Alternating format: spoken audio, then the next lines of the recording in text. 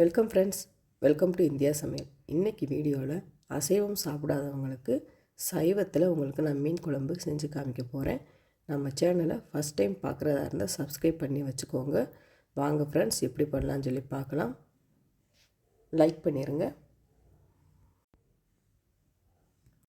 இப்போ நம்ம வாழைப்பூவை உள்ளே இருக்க இந்த மாதிரி நரம்பெல்லாம் எடுத்துட்டு க்ளீன் பண்ணி எடுத்து வச்சுக்கோங்க. அதை நரம்போடு நம்ம சமைச்சோம்னா கசப்பு எடுக்கும். இப்போ ஒரு மிக்சிங் பவுலில் 3 டீஸ்பூன் அளவுக்கு கடலை மாவு எடுத்துக்கலாம்.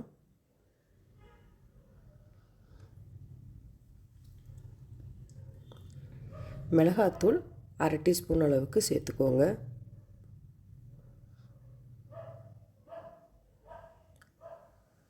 உப்பு தேவையான அளவு. 1/2 டீஸ்பூன் அளவுக்கு மஞ்சத்தூள் ஆட் பண்ணிக்கலாம். இப்போ சேர்த்துட்டு நல்லா கலந்து விட்டுக்கோங்க. கொஞ்சம் கொஞ்சமாக தண்ணி சேர்த்து பஜ்ஜி மாவு பதத்துக்கு பிணைஞ்சிக்கிறலாம். இப்போ இந்த பக்குவத்துக்கு நல்லா பிணைஞ்சாச்சு. ரொம்பவும் தண்ணியாக இருக்கக்கூடாது, இதுதான் கரெக்டான பதம். இப்போ ஒவ்வொரு வாழைப்பூவாக இந்த மாதிரி டிப் பண்ணிவிட்டு நம்ம எண்ணெயில் போட்டு பொரித்து எடுத்துடலாம். இப்போ ஆயில் நல்லா சூடாக இருக்குது. சூடான ஆயிலில் போட்டு பொரிச்சிடலாம்.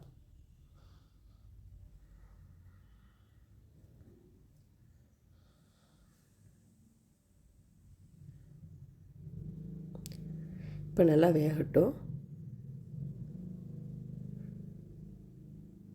இப்போ திருப்பி போட்டுடலாம். நல்லா கோல்டன் ப்ரௌன் வந்த பிறகு எடுத்துடலாம். இப்போ பார்த்திங்கன்னா நல்லா வெந்துருச்சு. இப்போ எடுத்துடலாம். இந்த மாதிரி நான் மீதம் இருக்க வாழைப்பூவையும் போட்டு எடுத்து வச்சுருக்கேன். இது அப்படியே இருக்கட்டும். இப்போ ஒரு கடாய் எடுத்துக்கோங்க. அதில் 3 டீஸ்பூன் அளவுக்கு நல்லெண்ணெய் சேர்த்துக்கலாம். இதுக்கு நல்லெண்ணெய் சேர்த்துக்கிட்டிங்கன்னா நல்லா சுவையாக இருக்கும். 1/2 டீஸ்பூன் அளவுக்கு கடுகு உளுத்தம்பருப்பு,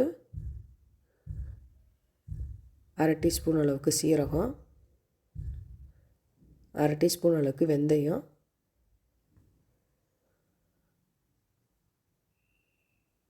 4 பல் பூண்டு, 2 பச்சை மிளகாய் சேர்த்துக்கோங்க.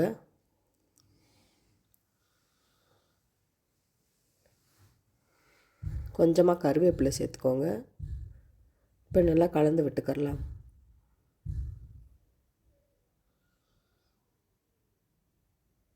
இப்போ சின்ன வெங்காயம் 150 கிராம் அளவுக்கு எடுத்துகிட்டு நல்லா மிக்சியில் அரைச்சிட்டு சேர்த்துக்கோங்க. இப்போ சேர்த்துட்டு நல்லா மிக்ஸ் பண்ணிக்கோங்க.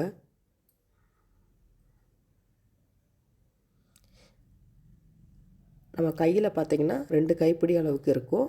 தக்காளி 3 தக்காளி நல்லா மிக்சியில் அரைச்சிட்டு அதையும் சேர்த்துக்கோங்க. இப்போ வெங்காயம் தக்காளியும் நல்லா வதங்கணும்.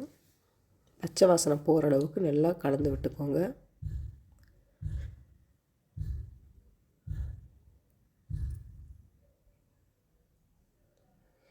இப்போ பார்த்திங்கன்னா நல்லா பச்சை வாசனை போயிடுச்சு. எண்ணெயும் நல்லா பிரிஞ்சு வந்திருக்கு.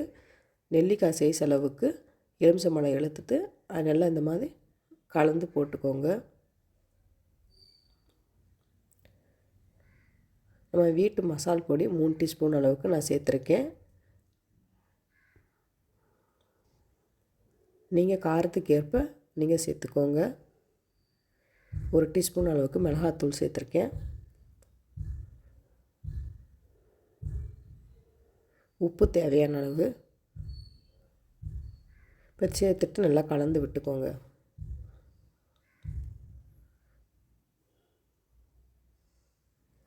இப்போ நம்ம தேவையான அளவுக்கு தண்ணி சேர்த்துக்கலாம். இப்போ நீங்கள் உப்பு, புளிப்பு, காரம் எல்லாம் கரெக்டாக இருக்கான்னு சொல்லி பார்த்துக்கோங்க.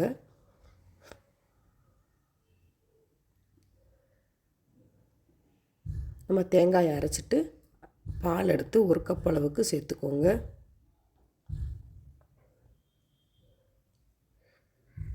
இப்போ குழம்பு நல்லா எண்ணெய் பிரிகிற அளவுக்கு நல்லா வெந்து வரணும்.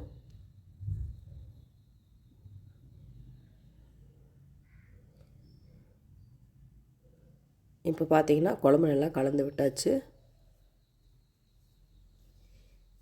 இப்போ கொதி நல்லா வந்திருக்கு. நல்லா வேகட்டும்.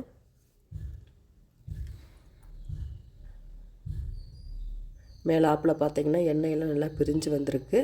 இந்த ஸ்டேஜில் நம்ம பொரித்து வச்சுருந்த அந்த வாழைப்பூவை சேர்த்துக்கலாம். 2 நிமிஷம் குக் பண்ணால் போதும், ரொம்ப நேரம் வேண்டாம்.